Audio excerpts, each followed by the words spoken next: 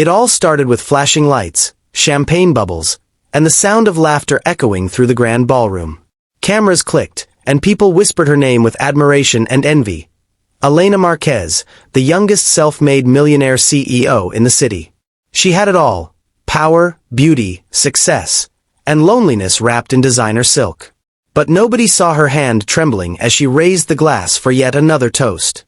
Nobody noticed the tiredness behind her perfect smile. And when the room began to blur and her knees gave out beneath the glittering chandelier, the world of luxury faded to black. When Elena opened her eyes again, there was no marble floor. No cristal chandeliers. Just the smell of motor oil, the sound of rain outside, and a small voice saying softly, "Are you okay, lady?" A little girl, no older than 6, sat beside her with a worried frown and a half-eaten sandwich in her hand. That was the moment everything changed. The last thing Elena remembered was the taste of champagne and the sharp sting of exhaustion creeping into her bones. Now, she blinked at the ceiling of a small, cluttered garage, a world so far from her penthouse that it felt like another planet. The floor was cold, the light dim, and a faint hum of rain pattered on the tin roof. The little girl, with messy curls and oil-stained overalls far too big for her, handed her a cup of water. "Daddy said you passed out by the road. He carried you here." Elena's throat was dry. "Where am I?" Before the girl could answer, a man's voice came from behind her, rough, low, and tired. "You're in my garage. I'm Luke. You fainted near the intersection. I didn't see any ID, just your phone and a lot of missed calls." Elena sat up slowly, clutching her head. Her phone buzzed again, a call from her assistant, probably frantic. She silenced it. She looked at Luke. His hands were stained with grease, his shirt worn but clean. There was a quiet steadiness about him, a kind of calm she hadn't felt in years. "Thank you for helping me," she managed, though her pride fought against the words. He nodded once. "No problem. You should rest a bit before heading back to wherever you came from." She almost laughed. Wherever she came from. The words hit her harder than expected. For all her success, she realized she had nowhere she truly belonged. As the day turned to night, the rain grew heavier. Luke's daughter, Maya, brought her a bowl of soup. It was simple: vegetables, rice, and warmth. "You should eat," the girl said shyly. Elena smiled faintly, touched by the small kindness. She hadn't had a homemade meal in months. Everything in her life was catered, scheduled, packaged. Luke glanced at her occasionally as he fixed an engine nearby. The clinking of tools and the rhythm of the rain made the moment strangely peaceful. "Why were you out there alone?" he asked eventually, not looking up. Elena hesitated. "A party. My company's celebration. Everyone wanted pictures, interviews. I guess I just needed air." He gave a small nod. Sometimes too much noise makes people forget what quiet feels like. That night, lying on a makeshift bed in the corner of the garage, Elena couldn't sleep.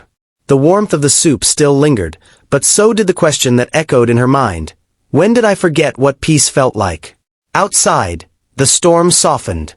And for the first time in years, Elena Marquez fell asleep without a single notification, deal, or demand pulling her apart.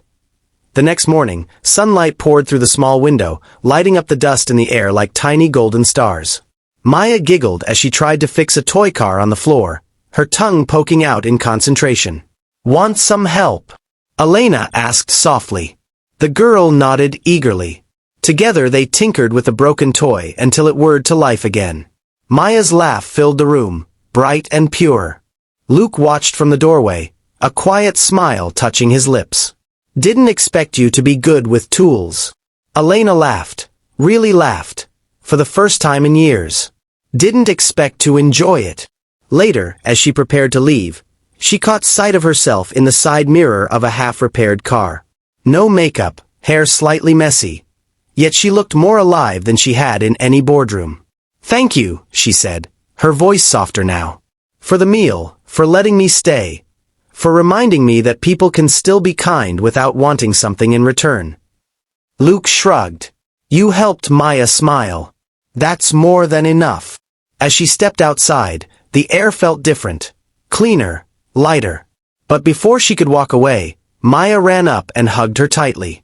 "You'll come back, right?" Elena froze. In that innocent question was something she hadn't felt in years. Belonging. "I will," she whispered. "I promise." Days later, back in her glass office overlooking the city, Elena sat at her desk surrounded by wealth and silence. The emails poured in, deals demanded signatures, and her calendar was full again, but her heart wasn't. So she did something unthinkable. She called her assistant and said, "Cancel the next meeting. I'm going out." That evening, her sleek black car pulled into Luke's small town again. This time, she wasn't fainting. She was choosing to be there. Maya's eyes lit up when she saw her. Luke raised an eyebrow but smiled. Elena rolled up her sleeves. "Got room for one more mechanic?" Luke laughed, shaking his head. "You sure you can handle grease on your designer shoes?"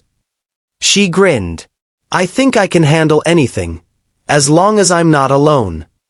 And there, in that small garage filled with laughter, warmth, and oil-stained hope, Elena Marquez found something money could never buy: a second chance.